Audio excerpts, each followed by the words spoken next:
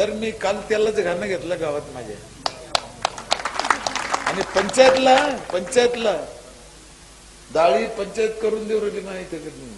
मला एक एक गोष्ट करते, पापड तिथेच करते, मसाला तिथेच काढते, बटाटा चिप्स तिथेच करते, शेवया पापड ग्रामपंचायत मध्येच लोकांना फुकट करून देतोय आम्ही.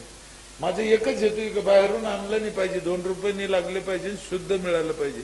झालं काय त्याच्या पंचायत करू शकते. आणि नुसतं इकडून बी नाही, मी दोन्ही बाजूने घेऊन चाललो.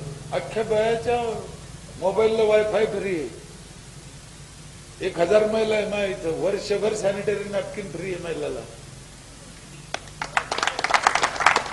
दोन्ही बाजूने, नुसतं एकाच बाजूने नाही, सगळ्याच बाजूने. अर्थात त्याला पैसे लागते. माझं सोपं गणित आहे, मी सांगितलेलं आहे.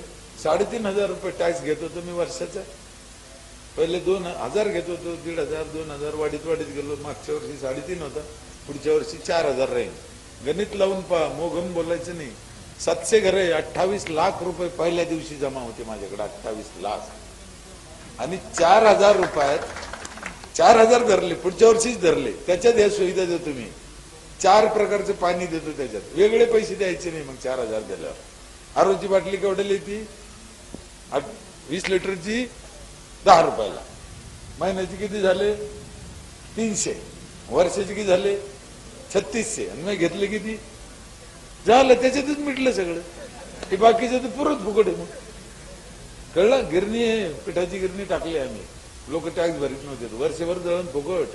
पंचायतची गिरणी, किती आनंद दळून न्या, मोजून बी आणायचं नाही, पैसेच घ्यायचे नाही, मोजायचं काय मोजायचं.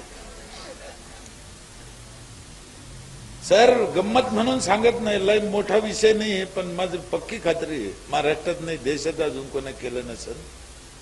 पहिलं कचरा उचराचे ट्रॅक्टर होते आमचे. ह्या 1 जानेवारीला आम्ही महिंद्रा 605 ट्रॅक्टर घेतला मोठा, 17 लाखाला. अर्ध्या पैशात शेती करू राहिलो मी शेतकऱ्याची. सरकार कवा देईन मदत आणि कवा नाही देईन. 3000 रुपये जर तुम्हाला नांगराला किंवा रोट्याला लागत असेल बाहेर, तर 1500 आमची पंचायत करून देते शेतकऱ्याचा. अर्ध्या पैशात 8 फायदा. फार गोष्टी आम्हाला कळत नाही, तुम्ही नशिबाने. मी ते आत्ता एक दिवस म्हणलो ना, हे पोखरा बिखरा नाना देशमुख बंद करून टाकायचं. काहून यायलाच? जर सोयीचे फायदे घेत नसेल तर आम्ही कुठे त्याच्यात, आम्ही नाही त्याच्यात, आम्हाला कुठे फायदा आहे. पण तुम्ही हाय बाबा घ्या, पण चांगलं तर वागा, चांगलं तर करतं का नाही. मग काय करायला पाहिजे ना. म्हणून या 5-6 गोष्टीवर आपल्याला काम करायचंय. हे पाणी वेस्टेज जातं, आपलं रोजचं वापरायचं पाणी किती वेस्टेज जातं माहिती आहे? 1 पिढी 9 पिढ्याचं पाणी व्हायला घालते, 9 पिढ्याचं. आमच्या लक्षातच येत नाही. आंघोळीला किती लिटर पाणी घेतो आपण? 15 लिटर. पैकी आंघोळीला किती चिटकत आणि व्हायला किती जात? कुठे जात, कुठे जात ते कधी ध्यान केलं?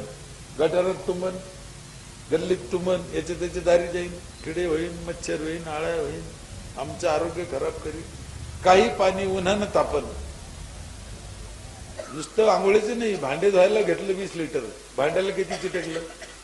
कपडे धुवायला घेतलं 20 लिटर, कपड्याला किती चिटकलं? हे सगळं पाणी असंच जातं.